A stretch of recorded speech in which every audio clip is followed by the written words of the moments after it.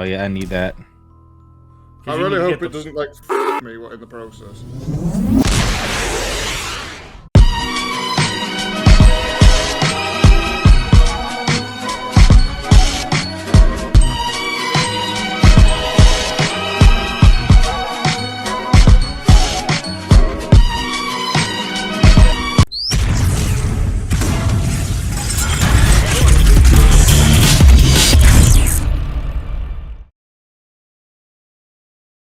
Hello everyone, welcome to the video. This is a little bit more of a serious video.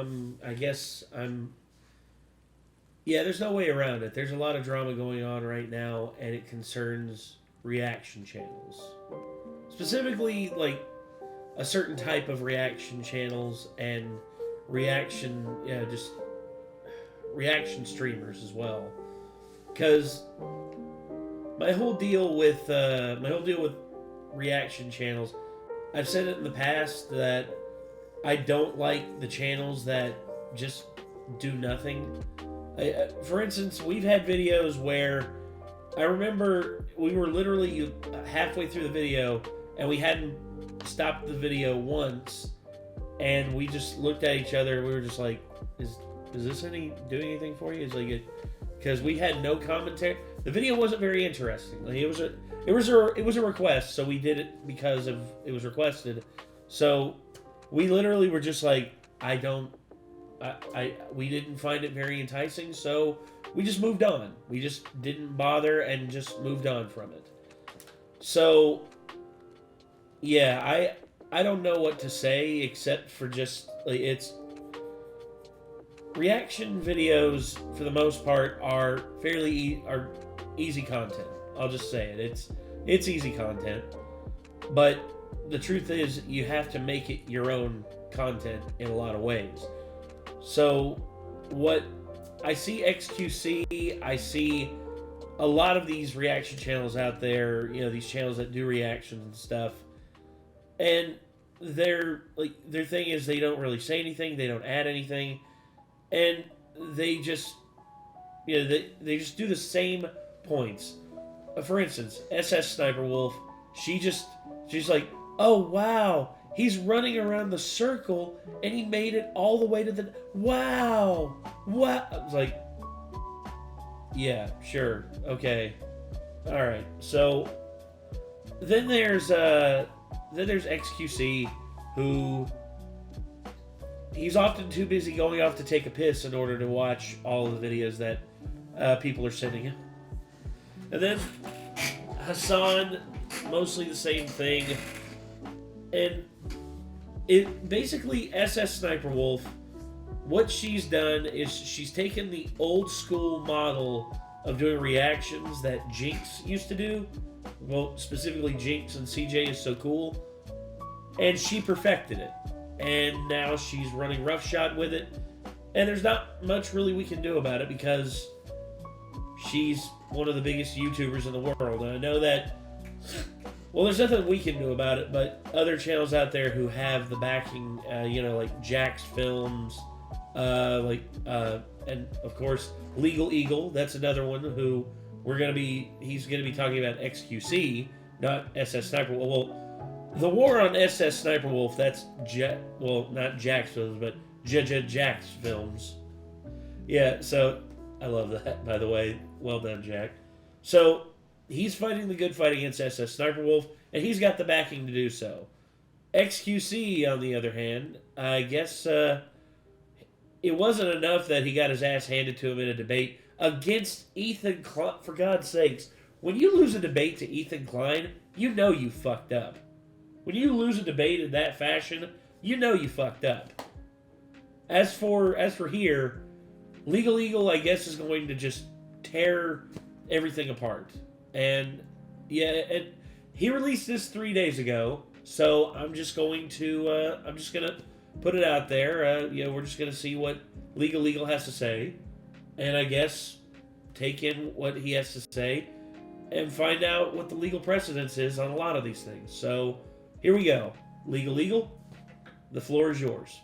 Streamers are being so lazy, it might be illegal. That's right, professional live streamer xQc is facing accusations of stealing content for his own reaction videos while making a complete mockery of other people's intellectual property rights. Oh, hold on. This part's great. Man, I love this guy. Welcome back, Legal Eaglets. Today it's time to think like a lawyer because we're going to be covering one of the most misunderstood aspects of copyright law, fair use. So hold on because I love the fact that he put a static image up here. There's no like movement or anything like that. He literally just paused this video and put it up in the corner like so many other like this. Yeah, this is we're down here. He's up there. So yeah, that's basically what he's done. That a lot of people who do reactions like that, I hate, because the point and emphasis of the video is on you, the reactor, not the video you're watching. Why make the video that you're watching the majority of the screen like this when instead you have it right here? You have it, you know, as like the primary point that you're talking about and everything, and then and also pausing it every now and again. And I know people hate that. There are people out there who hate it when you pause. I literally see it like every time. It's like every time we pause the video, I can literally see that meme of that dude like destroying his desk just because of the fact that we interrupted like his viewing experience. Like, okay, if we're interrupting your viewing experience of the video that we are reacting to, then go watch the original video. It's just that simple. You don't have to come to a reaction channel to see some fat, you know, buzz-cutted, fat, like, unfunny shithead like me talk about it. Instead, God, we're not even 30 seconds in and I'm already ranting and raving. Sorry, go ahead, Legal. It depends. But for those not in the know, xQc is one of the most popular and highest paid internet personalities. Over the past decade, the 27-year-old French-Canadian has cultivated a dedicated following for his unique style of unfiltered commentary for video game live streams and YouTube videos.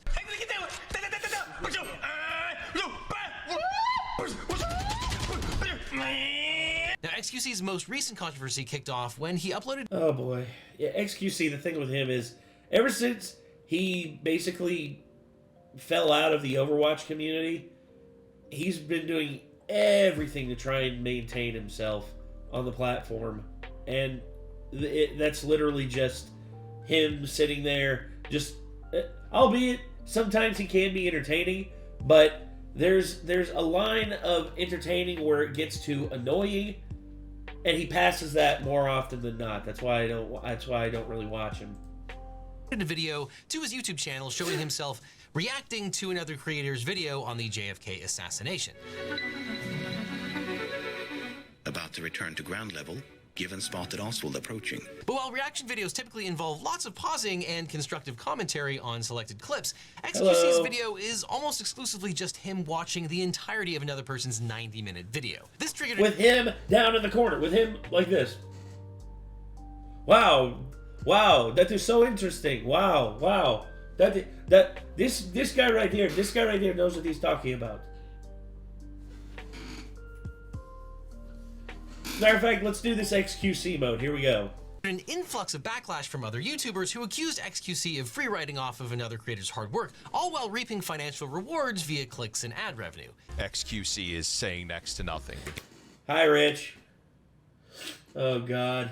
And it's just like, wow, this video is popular, so I'm gonna sit in the corner. My audience will do basically whatever I say, and I'll say it next to nothing and make free money. And to make matters worse, sometimes he even keeps the video playing while he leaves to use the bathroom or make lunch. Okay, that's bullshit. Okay, look, like if you're going to the bathroom, pause the video and tell your chat, hey, chat, I'll be right back.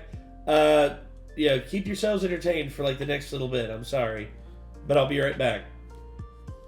And then, of course, also another thing too for the YouTube video, like, why is he including the bathroom break? Why? Cut that shit out, dude. And I know people will be mad. It's like you cut out a very important part of the video while you were on the bathroom break. It's like, yeah, I'm sorry you missed it. Go watch it in the original video. Lunch. Allowed various work. Do not post this to YouTube for the lack of Boom! And of course, xQc is not the only streamer who reacts to other people's videos in real time with almost no commentary. It's all over the place. Yeah. Hey, Asmund. Oh boy. Now, xQc claims he's done nothing wrong and accused his critics of being envious of his success. No.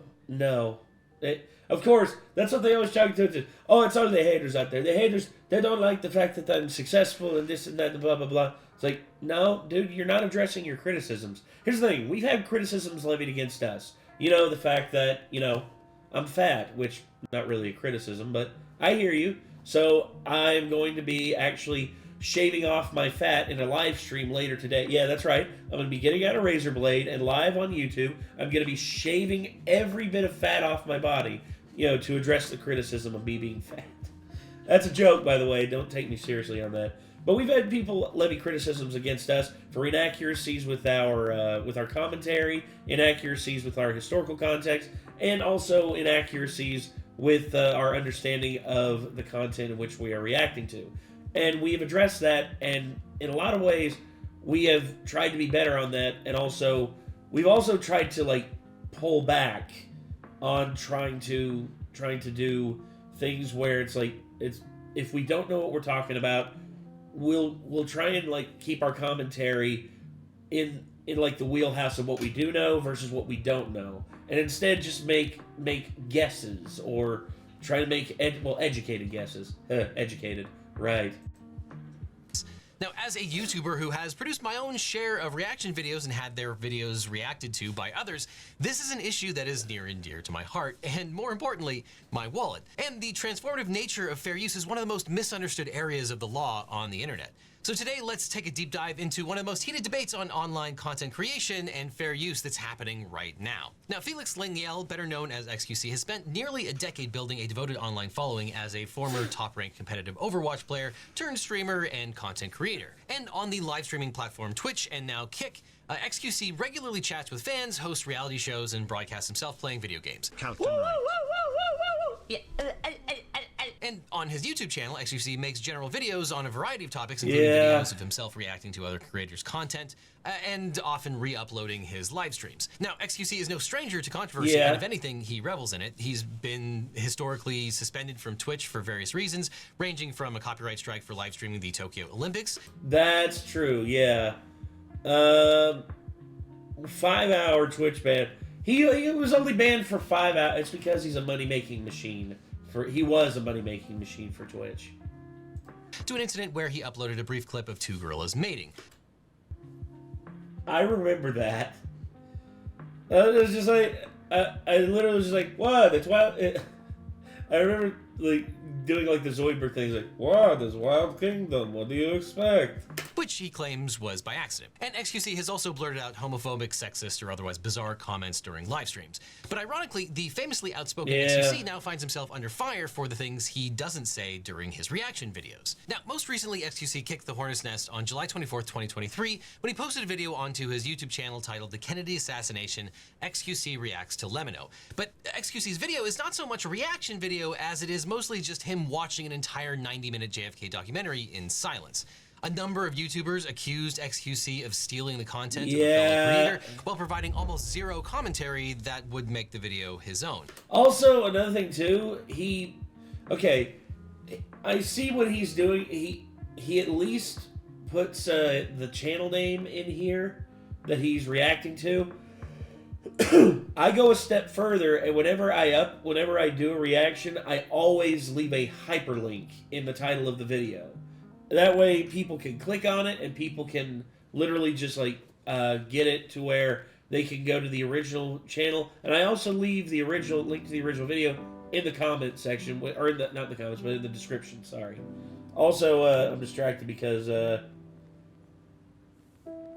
okay, so, sorry, like, I keep getting messages from Jake about our film and everything. Please cut out that that was my imitation of xQc on his phone while doing a reaction video. First, it was Bub Films taking xQc to task. Then some ordinary gamers joined the fray, describing the video as garbage. And this isn't the first time that xQc's non-reactive reaction videos have actually stirred controversy. Neo, a YouTuber who creates educational videos, who you can also find on Nebula, criticized xQc for leaving the room 5 seconds into reacting to Neo's video and only coming back 10 minutes later, which Neo described as 10 minutes, bro. 10 minutes. Jesus. Look, we have moments where we don't say anything. We have moments where we're literally just like buttoned up, where we have very little to say. And in those moments, I look at the edit and I look at everything that's happening, and I'm just like, maybe I should cut it out here, but I don't, because I still feel like there's enough of us just like pondering and also getting the full context of whatever's going on. We try to drag everything in and make everything work. Hence the keyword try. Sorry. Ugh.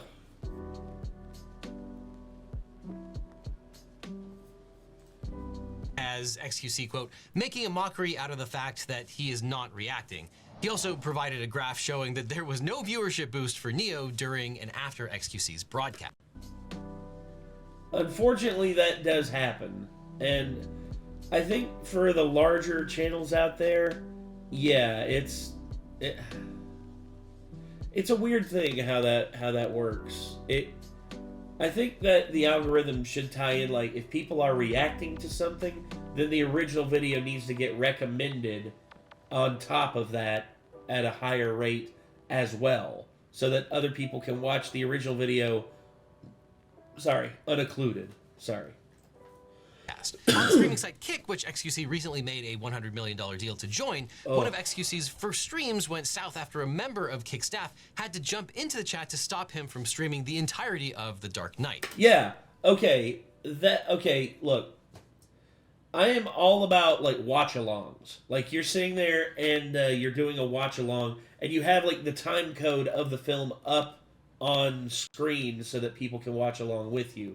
Or you're watching it on Discord with your friends and all that, and they're able to see the movie that you're watching, but not on stream.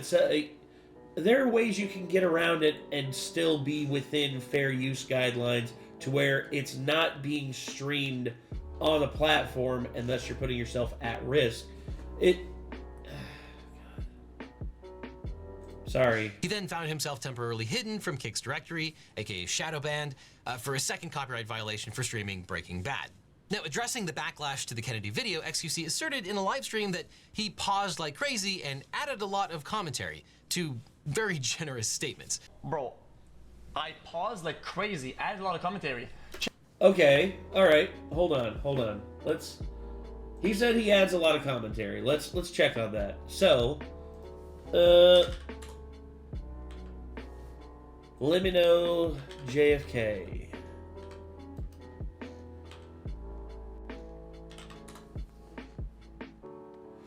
Limino's JFK JFK video is 1.5 hours long. That is 1 hour, 38 minutes, and 11 seconds. Let's look at xQc. xQc, his reaction is 1 hour, 53 minutes, and 36 seconds. So, let's do the math on that. So, 1 hour, as you know, is 60 minutes. So, 1 hour and 60 minutes plus 53 gives us a grand spanking total of 113 minutes of xQc's video. Now, let us go up here, and let's subtract, 98 from that. So, yeah, you only added 15 minutes of commentary and 15 minutes of additional, like pausing, as you say. It's like, dude, I paused all the time. It's like, no, you didn't. 15 minutes. 15 minutes, dude. That's okay. Hold on. Let's see. Let's do 98 times point. Let's see. What would be a good percentage? So 0.15. You literally only added an extra 15%, around 15% onto the original video. Oh my god, dude. You can't make this shit up, man. You added about 15% extra on top of what the original video was. Whereas, at least, I'll say this, Hassan, you know, in spite of all my criticisms against Hassan Piker, at least added an extra, oh gosh, wow, he actually added a lot. He actually added over 50 minutes, actually almost 50 minutes, sorry. So let's see here. So that's, see, 120, so that's 143 minus, see, yeah, 143 minus 98. So yeah, Hassan added at least 45 minutes, which is drastically better. But I don't know. I would say his is a lot better. Vlogging through history looks like he did a multiple parter, so that's interesting. I might do a Kennedy assassination reaction myself, see how I react to it. And if I feel like I'm not doing enough, then I won't post it. I've done that before. Like I said, me and my friends in the past, we've done videos where we've literally just like gone, yeah, we can't post that because we aren't. There was nothing really said or done. Anyway, sorry. Chat. The reason why I didn't commentate is that streams are content. Streams, in their entirety, are content. He then claimed he only rushed through because his chat was, quote, getting mad. And after going on one of his trademark rants, he added, quote, yes, a lot of it is just watching it. Because that's what chat wants. If I commentate too much, chat gets bored. Now, we'll talk about legal defenses in the future, but this is just classic. The chat got bored, so it's bullshit. Okay to commit copyright infringement. Yeah, it's bullshit. I'm sorry, but it is bullshit. Any xQc defenders out there, I get it. You're a fan of his. All right, all well and good. At the same time, you can't just excuse him every single time. Just be like, he's an entertainer. He has to keep his chat entertained. You have no idea how much pressure he's under. He's getting paid $100 million. You think he gives a single shit about you? Do you think he will ever know your fucking name? No, he won't. He's too busy getting paid $100 million to sit on his ass and do nothing. I would be okay with that if at least he was still like at least a decent person about it and just admitted like, it is what it is, and at least he wouldn't post it. But yet he doesn't need to post these videos. He's already made bank. That's the other thing too. If he were to post these without ads, okay, or contacting the original and saying, hey, run ads on this. Like, I don't know, man. I don't know. There's a lot that goes into it, but here I am ranting. I'm sure he's fine here. But on Twitter, xQc hit back at some ordinary gamers, writing, quote, I'm watching a vid I like to my people, that's it. Whatever that means. I think he's saying, I'm watching a vid I like... I don't know what the fuck he's saying. But my whole deal is, whenever we do reactions, these are usually things that are requested. For instance, this was requested on our Discord, which, thank you very much for this request, and I'm trying to make the most of it that I can. So, I think maybe what he's saying is, like, my fans requested that I watch this, there you go. Now, xQc reacted to Neo's response with this incomprehensible video. Chat, did this get re-uploaded? Chat, is this video re-uploaded or not? Why, it didn't. Why, it didn't. So what's the problem? So, what's the problem then? People say that it's when you upload it to the same platform, and that's the problem. Yeah, so what I think he's trying to say, and don't quote me on this, is that he told his editor or his social media guy not to republish his live stream to YouTube, thinking that that somehow absolved him. No, that does not absolve you. Infringement. It's like, sorry, I didn't know. Oh yeah, by the way, if you're wondering what this is, that's a cat scratch. I was trying to help Kate clip the claws of one of my mom's cats, and he got very angry and he diced me up pretty good. He got me there, he got me on my hand a lot. Thankfully, he didn't like bite me or anything. He just clawed me a few times. Really wish that I could have. I could have worn like some safety like some oven safety gloves while dealing with him. Jesus. Not the case. Now, what this gibbering mouther fails to understand is that it's I heard that. What this gibbering mouth. I need to hear that again. infringement. That's not the case. Now, what this gibbering mouther Good one. I like that. Gibbering mouther. Way to go. I approve. fails to understand is that it's copyright infringement whether it takes place during a live stream or during a video on demand or exactly. upload. It doesn't Sorry, matter bro. whether it's live or not. It's still copyright infringement. It just might be harder to actually find if there's no actual recorded video of it, if it was a live stream that just went off into the ether. And actually, when xQc was called out during the live stream of reacting to Neo's video for the lack of commentary, xQc just gets angry and makes some stuff up, talking about some nonsense reaction about the metal of the pillars and stuff. Metal pipes, cement, football, goal at the back. Wait a minute, chat. Hold up. I think this is a very rare copper alloy right there, chat. But it highlights the lack of actual commentary. You can't just describe what you're seeing and call it commentary. That's not.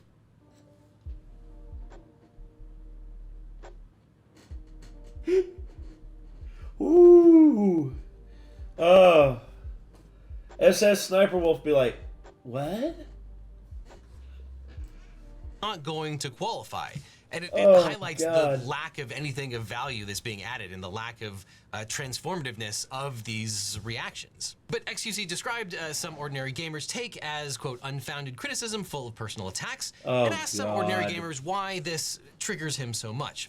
Now, speaking as a lawyer and YouTuber, the reason this triggers some people, especially content creators, is that xQc seems to be basically stealing other people's hard work under the guise of creating a reaction video. Which we'll talk about whether it's a reaction or not.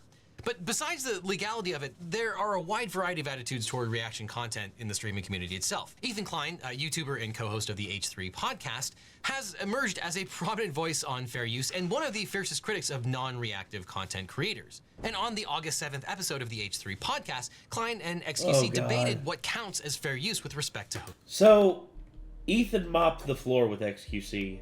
He mopped the floor with xQc on this debate. And I really hate the fact that people see xQc's response here as indicative of all reaction-based content when we were doing reactions way before xQc ever even entered the picture. Like, we've been here since 2015. That's how long we've been doing reactions and stuff. Or actually 2014, damn. 2015 is when we went full time, but 2014 that was when we just started. It was actually my birth. It was around my birthday, 2014. So, God, 9 years ago. But 9 years of doing this, and honestly, I know that people have come and people have gone, but one thing has remained the same. We have always been as real as possible with our reactions, and we have always tried our best to add content. We have always tried our best to ensure that what we are doing is not just blindly just yoinking a video, being like, just like us doing this, just like us going, oh, sorry, I grabbed the wrong one. There we go. It's not like us just going like, yeah. Oh, damn it, wrong one. I came out too fast, so. Right here. There we go. It's ours now. No.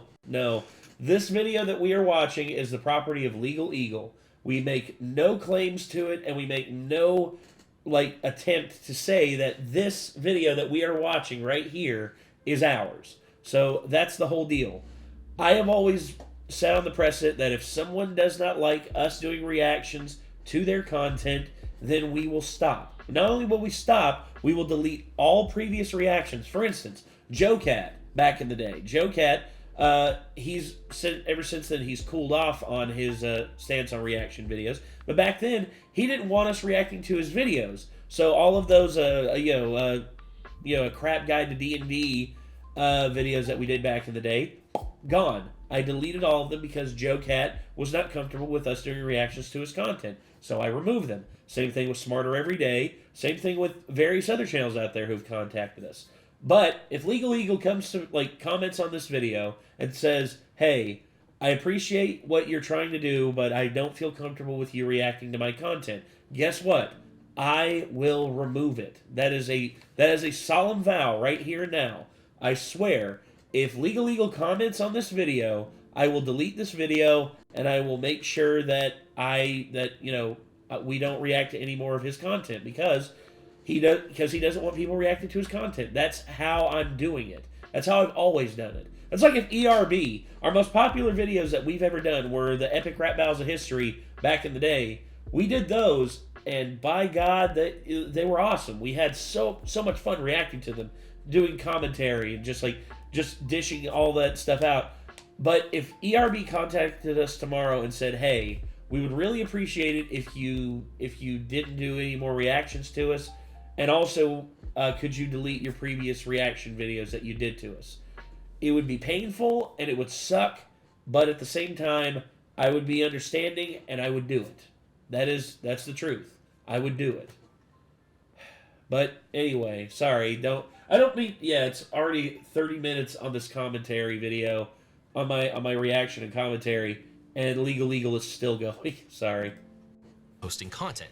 And accused Klein of doing the same thing by featuring smaller creators' content on his platform. You keep saying that. You're doing it. Not proven. You're doing it. You call me a thief piece of when you're doing it. You haven't proven that. I don't know why you keep saying that. However, a key difference is that H3 rarely plays a video in its entirety, and xQc asserted that his live reactions give exposure to smaller creators, which set up a furious response from Klein. Nice try. You literally do it to enrich yourself. You're a multi-millionaire, and you steal content from small creators, and you don't give a about their rights or what they want. You're not creating anything big for anyone. You're just taking attention and views for yourself, and you don't give a about the consequences of that. It's not your decision to make that for other people's property. Now, the debate devolved into finger-pointing and insults with Klein cutting off the stream, but not before xQc asserted people would rather watch him do the worm than watch Klein's podcast, and he then did so. Okay. That's not the worm. That's literally... I forget what bug that is. I think not the millipede, but it's the one that does that. It's the one that just like I can't remember, but the worm, the worm dance is basically like Scotty Too Hottie, the wrestler did the worm. He did the worm better than anybody. That dude's awesome. Sure, I mean that's content, man. It's original content at least. Yes, do that, bro. And in the wake of all of this controversy, YouTuber Meat Canyon created a parody of xQc. Everyone tells me I look like Meat Canyon.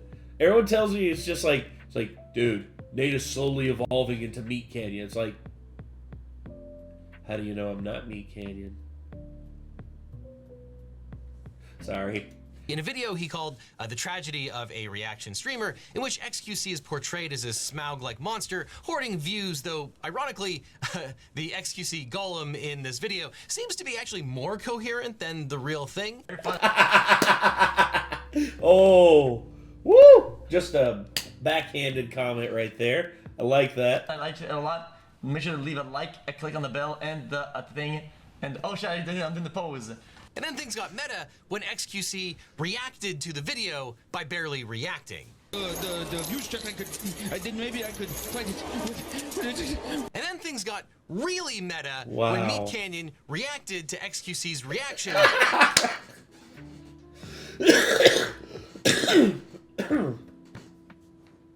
Sorry, I've been sick the last few days. That's why the content's been slowed down a lot. Sorry, everybody. By barely reacting. Okay, all right, let's do it. What do you think? Huh? What do you think? Oh, you think we look similar? Think we look? How's that? How am I looking?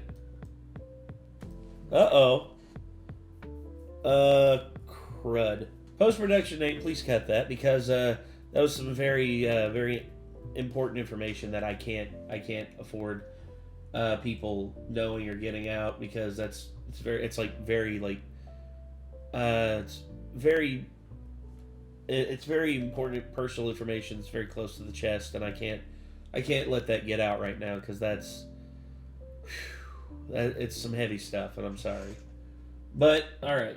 Anyway, so yeah, you think we look similar? I mean, damn it! I hate the fact that I shaved off my beard and cut my hair, because I think we would have looked a lot more similar if I would have. So yeah, I'm the less talented.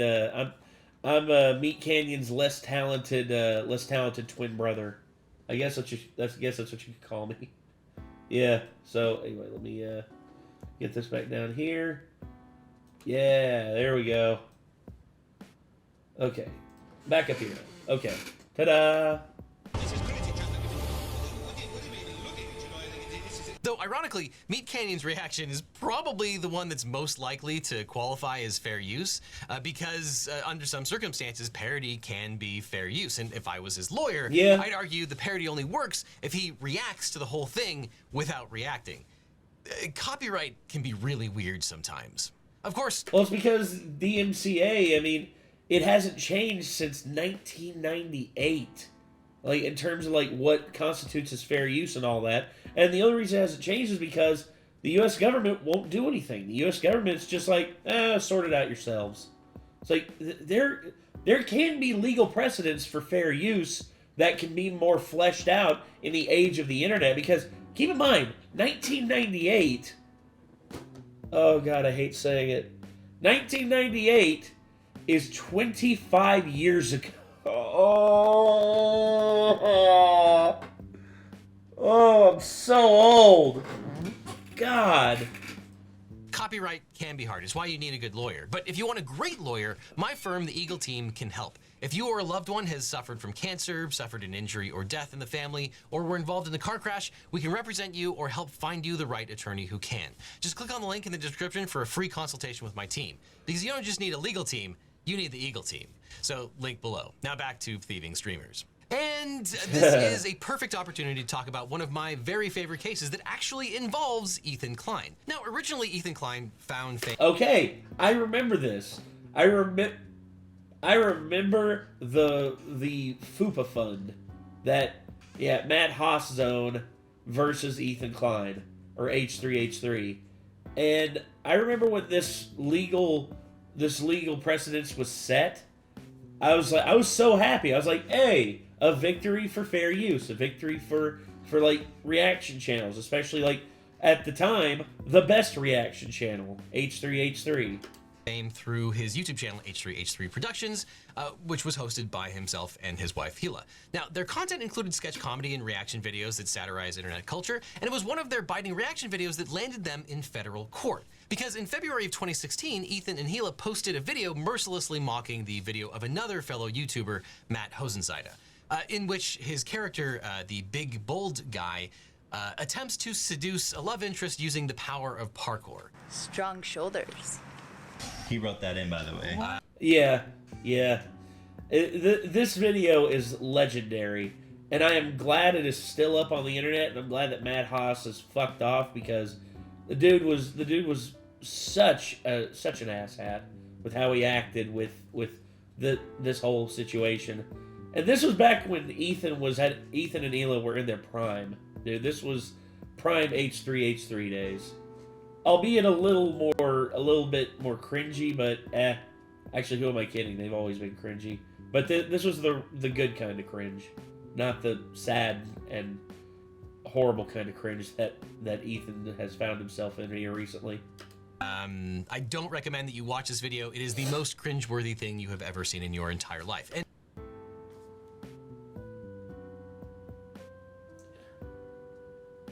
nah. Actually, okay, it probably is. for some reason, it still exists on YouTube. But the Klein's 14-minute reaction video included numerous clips of the Big Bold Guy's supremely cringe video, interspersed with their own commentary and jokes. And frankly, they played almost the entire video itself while they were commentating on it. I feel so objectified. You can have me. Holy Of course. And it's just that easy, baby. And in response, Hodenseide, known online as Matt Haas, sued the pair in federal court for copyright infringement and DMCA violations. And in the original complaint, Haas accused the clients of reproducing virtually all of the work as, quote, nothing more than a prop in their comedy routine. Nothing more than a prop. If it's a prop, it's still being used in a transformative way. That's how that works. This is why Matt Haas lost. Matt Hossenzada lost that. But anyway, sorry. And after the clients posted a video discussing the lawsuit, Haas added a defamation claim as well. But Judge Catherine Forrest of the Southern District of New York rejected all of Haas's claims, ruling that the client's video constituted quintessential criticism and comment that clearly fell within the bounds of fair use. In her analysis, Judge Forrest highlighted that the heart of the fair use inquiry is the extent to which the purpose and character of the use is transformative by adding something new with further purpose or different character. Exactly. Noting that commentary and criticism have a strong presumption in favor of fair use, she cites various jokes and comments the clients made about the video, like calling Haas the king of cringe tube, criticizing what they found to be unrealistic dialogue between Haas and the parkour actress. Yeah, it was. God, dude. YouTube back in the day, man, was just... I'll say this, it was more cringy in a lot of ways, but it gave birth to some of the memes that we still use today. And yeah, I know that the world has Joji now, but god dang it, I miss Filthy Frank. I miss Filthy Frank. And mocking the plaintiff's parkour ability. And Judge Forrest also analyzed to what extent the client's video usurped the demand for Haas's work by serving as a market substitute. And citing the Supreme Court's ruling in Campbell versus Acuff Rose, aka the Two Live Crew case, Judge Forrest noted that lethal parody may indeed hurt demand for the original work, and the injury may even be intentional, but that does not produce a harm cognizable under the Copyright Act. That's and accordingly, true, Judge yes. Forrest found that the client's video, replete with criticism and mockery, is, quote, decidedly not a market substitute for the Haas video, holding that the client's video constituted fair use. Judge Forrest then dismissed the claims of copyright infringement and the DMCA violation, and she also tossed the defamation action, deeming the offending statements non-actionable. Get it out of here. And Ethan Klein rightfully declared this ruling a huge victory for fair use on YouTube. But in a footnote, Judge Forrest also cautioned, quote, the court is not ruling here that all reaction videos constitute fair use. Aha! And that is the crux of where we find ourselves today with reaction content on YouTube. There are some that meet the demand of fair use. There are others that don't. xQc is one of them. Anyway, sorry.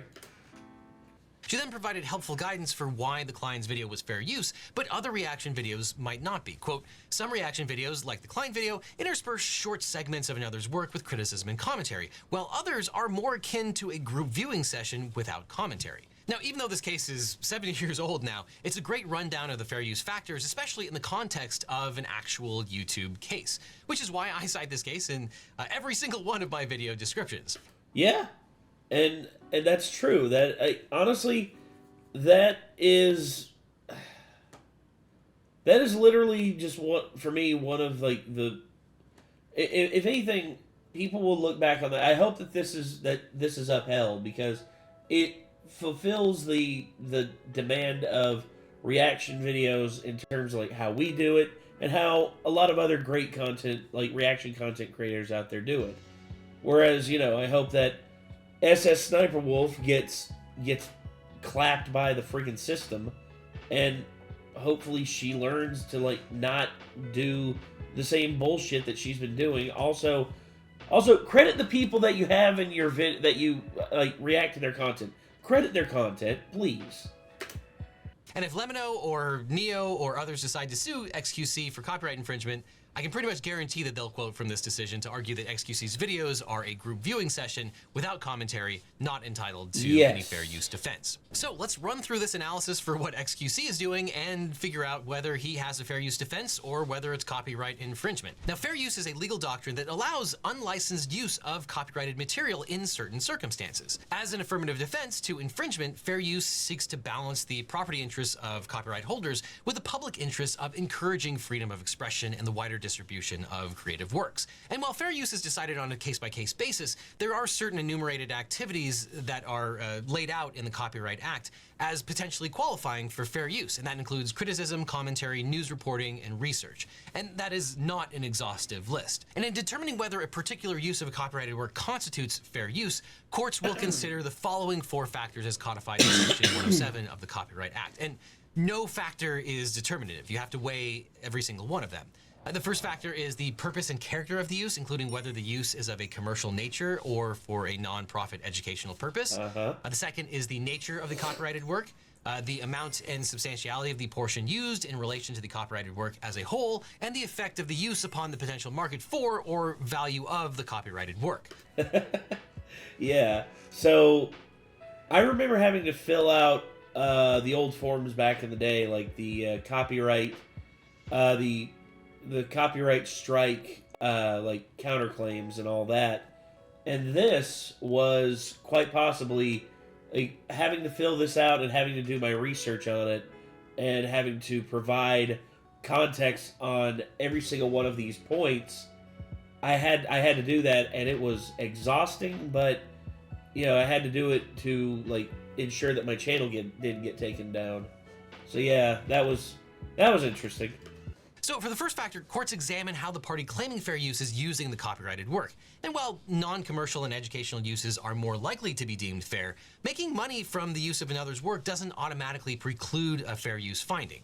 Instead, the key inquiry is to the extent the use is considered transformative. And the example that I often use is that Jurassic Park was originally a novel written by Michael Crichton. Then eventually it was turned into a movie, Jurassic Park, created by Steven Spielberg. Now, the movie is a derivative of the novel. And while it was transformative to turn the novel into a movie, you better believe that Steven Spielberg got permission and was able to license the IP to turn the novel into a movie. Oh, absolutely. I mean, that's just precedence unto itself, because, you know, making an unlicensed film or anything like that is very, very, very illegal. And if the studio wants to, they can come after you for it. If Steven Spielberg had not gotten permission, that would have been copyright infringement. And that's why fair use can be tricky, because for it to qualify as fair use, it has to be transformative. It has to create something new, but it also has to be for the purpose and character of one of the fair use categories that the law recognizes as available to use for fair use, whether it's education or whether it's commentary, criticism, or parody. The purpose has to be there, as well as it being transformative. Being transformative alone is not enough, and in fact, that can make it copyright infringement. Now, whether something is transformative is a pretty complicated subject. I could make an entire video just on whether something is transformative, but here's what the Supreme Court said in the 2 Live Crew case. Quote, the central purpose of the purpose and character of use inquiry is to see whether the new work merely supersedes the objects of the original creation or instead adds something new with a further purpose or different character, altering the first with new expression, meaning, or message. Yeah, and I would say the 2 Live Crew instance, it definitely fell within that. And then also same thing with H3H3. It definitely did. I would say in almost every regard, it felt genuine in that regard. Sorry, I'm all stuffed up from like just friggin' allergies. Sorry, everybody. And in that case, the Supreme Court held that the rap group 2 Live Crew's commercial parody of Roy Orbison's song "Oh Pretty Woman" was non-infringing fair use.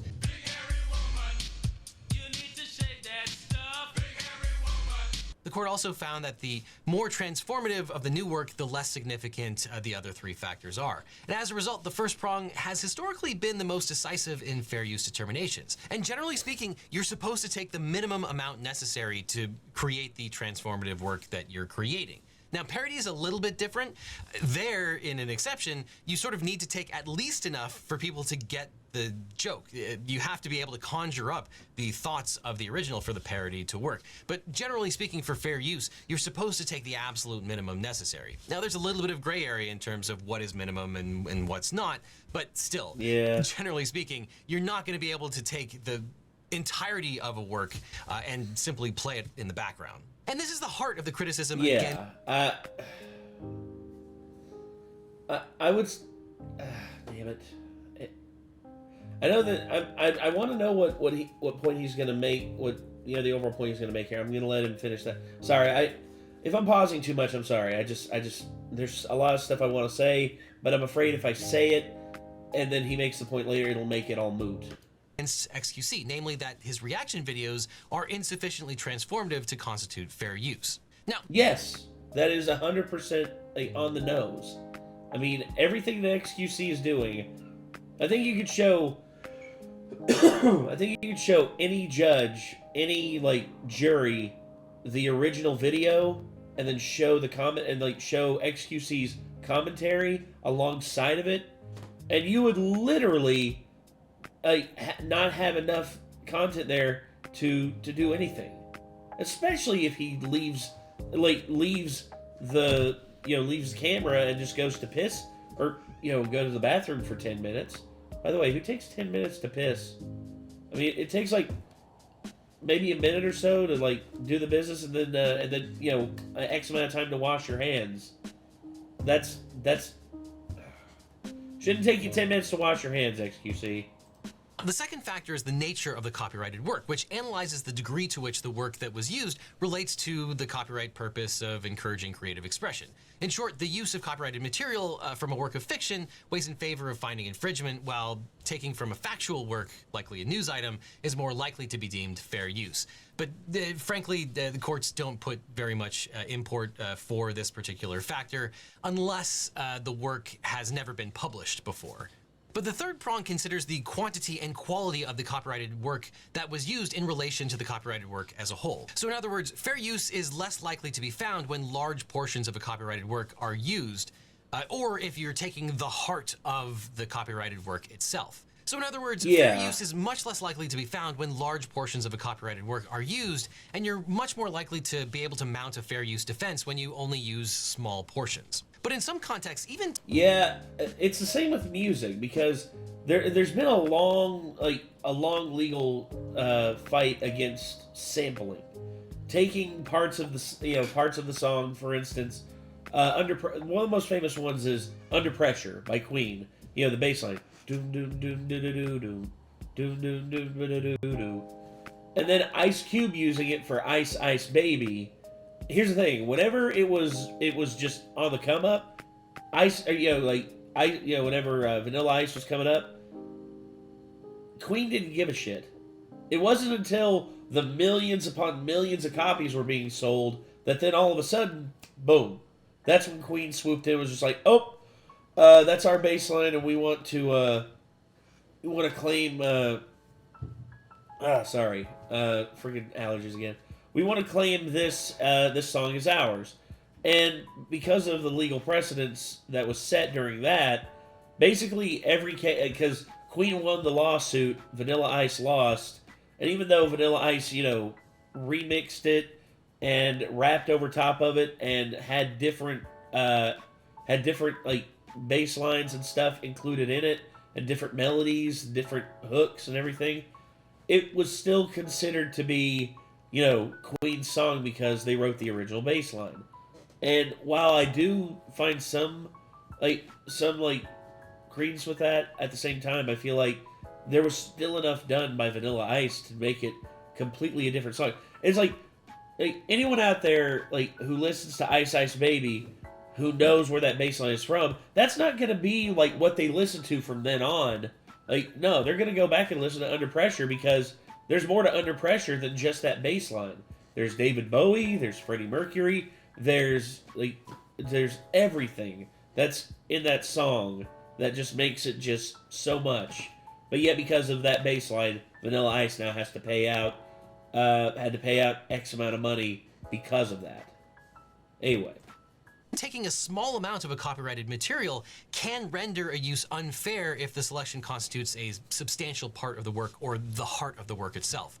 So, for example, in a case called Harper and Row versus Nation Enterprises, the Supreme Court held that a news article's quotation of fewer than 400 words from President Gerald Ford's 200,000-word memoir constituted the heart of the work, and the use was ultimately found to be infringing. And the reason there is because the magazine published the part of Ford's memoir that related to pardoning Richard Nixon, which apparently was the only reason you would ever read Gerald Ford's memoir. So this would be another strike against xQc, because xQc and these other live streamers are just republishing the entirety of the other YouTube videos and then reacting to it. Now, as we saw in the Klein case, just because you republish virtually all of a video doesn't necessarily mean that you can't mount a fair use defense, but it makes it really, really hard. And the more that you cite, the more you're going to have to add commentary or some new transformative meaning to your secondary video. Which is what I'm trying to do here, because right now we're 20 minutes in on this video, and the reaction is currently at 57, or the counter over here for the recording is 57 minutes. I know that part of it is I'm going to have to edit because of, like, multiple things happening. But, yeah, anyway. And then the fourth and final factor focuses on whether and to what extent the unlicensed use saps the demand for the protected work by serving as a market substitute. In other words, in assessing this factor, courts consider whether the use is hurting the current market for the original work, for example, by displacing sales of the original, or preventing people from watching the original video, and or whether the use could cause substantial harm if it were to become widespread. And I think this is yet another strike against xQc, because when you republish virtually the entire portion of another person's video, and then you're not commenting on it with new meaning and commentary, why would anyone then watch the original video? Yeah, that's... Actman said the same thing about his about one of his videos. Whenever Asmongold reacted to it, immediately afterwards, boom, it was immediately just like all of his views disappeared. And I think that's why, once again, the algorithm needs to recognize whenever people are reacting to something at a higher rate, it puts the original video higher up, and it actually recommends the original video before it, like whenever you type in such and such reaction, the original video will be at the top. The original video that is being reacted to needs to be at the top. That's how I feel about it. They've already seen the video on your live stream. Now, as someone who has made dozens of reaction videos for this channel, and as a lawyer who has a vested interest in not getting sued for copyright infringement, I have a lot of experience on how these reaction videos are supposed to work. Or at least that's how Gamerant feels about my channel. But to give another example, when I reacted to the movie My Cousin Vinny, I didn't post the entire movie, and I didn't just show myself watching it, however fun that might have been. Instead, I took clips and punctuated them with my actual legal commentary. Same thing with your reaction to A Few Good Men. I mean, you added a lot to that. Not only that, but you actually brought in a former JAG Court lawyer to do the commentary with you, so that you could have the full spectrum of the full spectrum of the military law that JAG Court has to follow. You see, the traditional way of making reaction videos is to actually react to the videos. Full disclosure, you dickhead. Hey, I just said that. Now, creators who stream for long periods of time assert that, of course, there will be dead air while they eat or go to the bathroom. But the problem with that argument is that by the nature of live streaming, you can't take the minimal amount necessary as required under the fair use factor. And instead, you're playing the whole thing in real time, and you're not making any discretionary choice as to what is actually republished. And yeah, biology might dictate that you might need to take a bathroom break, but that's not a defense to copyright infringement. That's a live streamer problem, not a content creator problem. I have to do the development.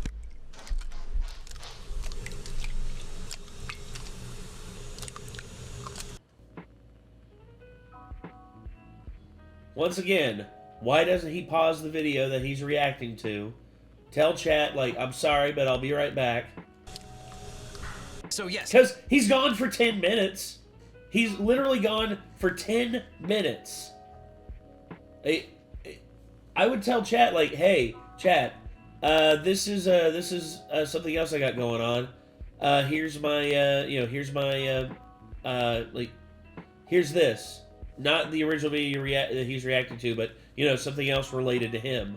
Like a clip from a movie that he's working on, or, like old clips of him playing Overwatch. And then coming back and then later stopping it and then going back to the original video that he was reacting to. Boom, there you go. Leaving to take a break will almost certainly violate copyright due to the lack of commentary, but arguably so does just watching it in real time if there's no commentary being made. And this highlights why it might actually be impossible for any live streamer to have a live stream reaction where they're just simply playing the entire video and reacting. Because there's been no forethought about what's the minimum necessary to make the point of the commentary or the point of the criticism. They're just playing the entire thing and interjecting some little bits of commentary or criticism. It's like a bean.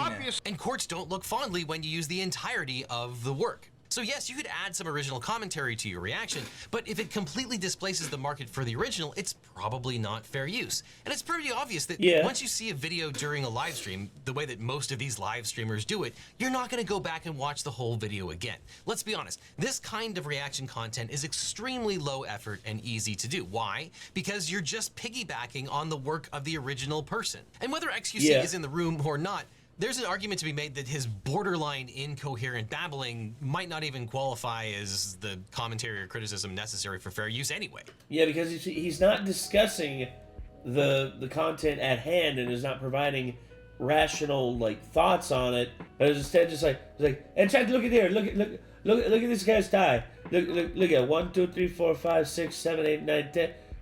How many dots on his tie? Those aren't dots, those are squares. Oh shit. I was like, oh, and also, how many books does he have back there, bro? What is going on? Oh, and also, is that a telephone? What kind of phone is that? Is that Nokia? That's not really commentary or any I'm not talking. That's the thing. If I were doing shit like that, I wouldn't be talking about. I wouldn't be talking about Legal Eagle and the video itself. If I were talking about the video itself, what Legal Eagle is talking about, right now, then that would be precedence. There would be precedence there for some sort of defense. But if I'm just making stupid things, it's oh, that's a stupid green lamp right there. Wait, why is it yellow? That's not fair use. That's literally just you talking just to be talking. Honestly, I think my dog could offer about the same level of incisive commentary as xQc during most of his live streams. Also, if that's your dog is beautiful. Is that your dog, Legal Eagle? Is that your dog? I have to know, because that's a beautiful dog. Yeah, if you want to feel bad, just remember that apparently this garbage is apparently worth $100 million to the streaming platform. Oh, good one. But there are some live streamers who do things the right way. If you get permission or you get a license from the person who owns the rights. Actually, now that I'm thinking about it, Legal Eagle, I'm sorry, but this right here, okay, this is insulting. All right, it is insulting to compare garbage to such a horrendous thing as xQc. At least garbage was something. Worth $100. If you get permission or you get a license from the person who owns the rights to the videos, then by all means, it's great that you are getting that permission and then reacting to it. And if you want an example of people who do reaction content right that aren't lawyers on YouTube, there's the popular YouTuber Ludwig. Not only has he created his own video differentiating between a genuine reaction video and stolen content, he's also held in high regard among other content creators for his ethical streaming practices. In particular, he asks for permission. And when he reacts to a fantastic series like Jetlag, also available on Nebula, he continually suggests that people sign up for Nebula so they can watch Jetlag where it was originally published. So Ludwig is evidence that it's not impossible. And another example of someone who does reaction content the right way is Dr. Mike. He is only looking at little snippets, and then he is talking about how that snippet relates to his chosen practice. Yeah, I mean, there are great reaction content. There's great reaction content out there. It's just everyone's focused on the negative right now because, let's be honest, the negative ones are probably the most popular ones. I mean, SS Sniper Wolf and xQc. I mean, they're both like up at the top in terms of like recommended reaction content, but it's not good. It's not. There's nothing there. It's a big fat nothing burger. Obviously, medicine. Now, you don't have to be a lawyer or a doctor to do reaction content. You do need to make commentary about the thing you are reviewing, and you, generally speaking, can't use the entirety of the work. You should have some forethought about what you're going to use and what's not necessary. And ultimately, non-transformative re-uploading of videos hurts content creators, free rides off of their hard work, and likely infringes on their IP rights. If these videos are re-uploaded in their entirety, it should be left up to the original content creator to approve or reject it. And remember, there's a super easy... So it's like I said. That's like I said. I am at legal. If you see this and you don't want us reacting to your stuff, let us know. If you don't like our reaction, just let us know and we'll take it down. Like I've said it. I'm saying it here. So yeah, there you go.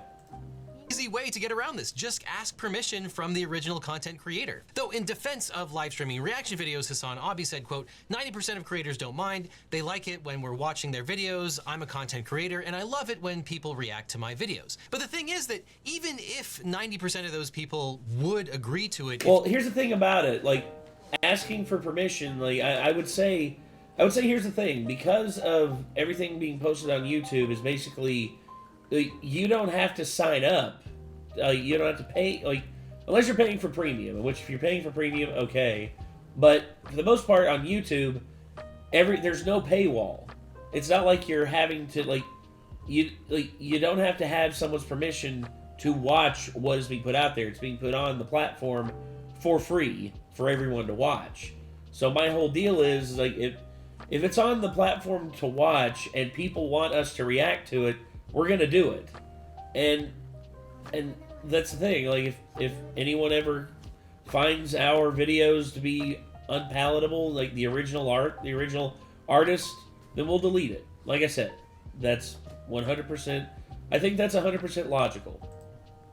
If you ask them, you still have to ask them, or it's copyright infringement, and that, of course, leaves out at least 10%, it's probably more than 10% of content creators do actually mind, and you are explicitly going against their wishes. So ultimately, the easiest way around this that's good for everyone is just ask for permission. But streamers need to realize that not only is it legally required to ask for permission in many, if not most of these circumstances, as well as it being the morally right thing to do. Well, you see, once again, I would argue that the legal precedence for films that you react to or stuff like that, if you own the film, if you've legally purchased the ability to watch the film, then you should be able to do a reaction in some ways.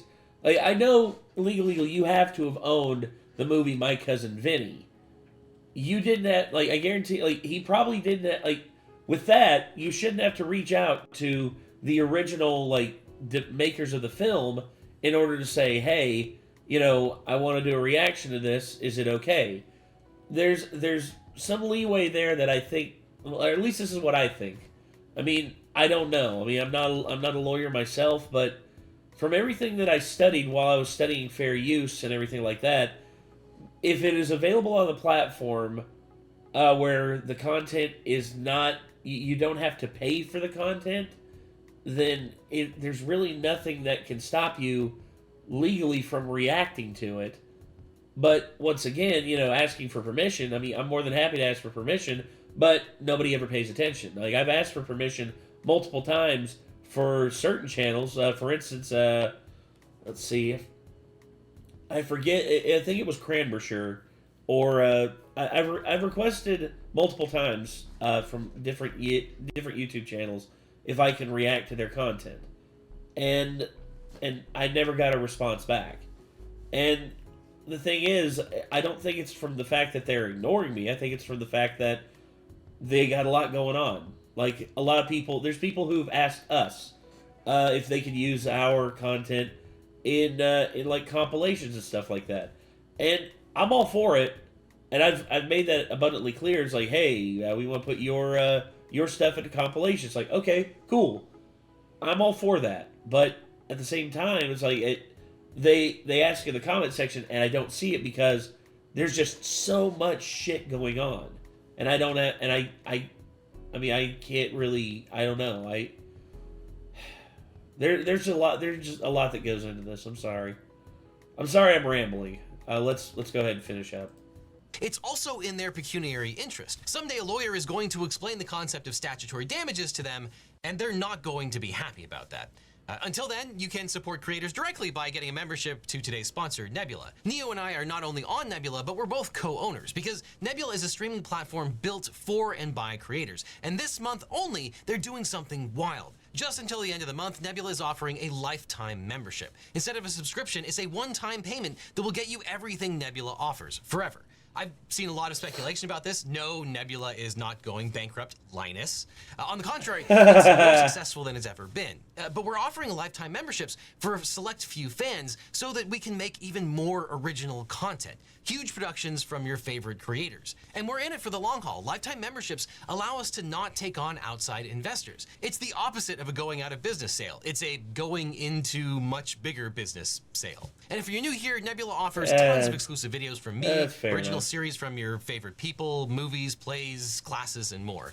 Including the hit series Jetlag that Ludwig was actually raving about. And with your favorites like Neo, Jetlag, Real Engineering, Real Life Lore, and Legal Eagle, we create the content that other people actually react to. You can see my feature-length documentary, Bad Law Words Good, and my other Nebula exclusive content includes my full-length interview with the screenwriter of My Cousin Vinny, and my Not Safe for Work video about lawsuits that are too hot for YouTube. But like I said, for this month only, you can get an exclusive lifetime membership. It's $300 for life. No tricks, no gimmicks, that's it forever. And if that's not your speed, that's completely fine. You can still get a 40% discount on yearly subscriptions that pencils out to less than $3 per month. If you want to pay monthly, you have that option too. So click on the link that's on screen now or down below to get your lifetime membership or a huge 40% discount. Just click right now down below before that deal goes away. Then after that, click on this link over here for more Legal Eagle, or I'll see you in court. Okay, so there you go. Legal Eagle laying down the law. I've watched Legal Eagle in the past. There's a lot that I agree with him on. There's some things I disagree with him on. But I'll never say that he is not someone that he is not the he's not on point with the law. I mean, he follows the law as much as possible, and he's really good about that. And I've never discounted the fact that the guy really likes really enjoys doing this, creating content and everything like that. But I would say that there's things that he talks about that I would say there's a lot more layers, there's a lot more depth to it that he can't really get to in a YouTube video. And I think that's good that he's got his own platform like Nebula, so that he can do that and he can make that more of a thing. But yeah, anyway, I need to get off here before it gets too late. It is, I've been at this an hour and 15 minutes. Hour and 15 minutes on almost a 30-minute video. So, hopefully that's enough to, that's enough for criticism, that's enough criticism, fair use, and everything else. I'm very, very tired. I'm very, very hungry. I'm going to go get me something to eat, and I'll probably be back down here soon. So hopefully you all are will take care. And till next time, I'm Nate. I'll see you then. Peace.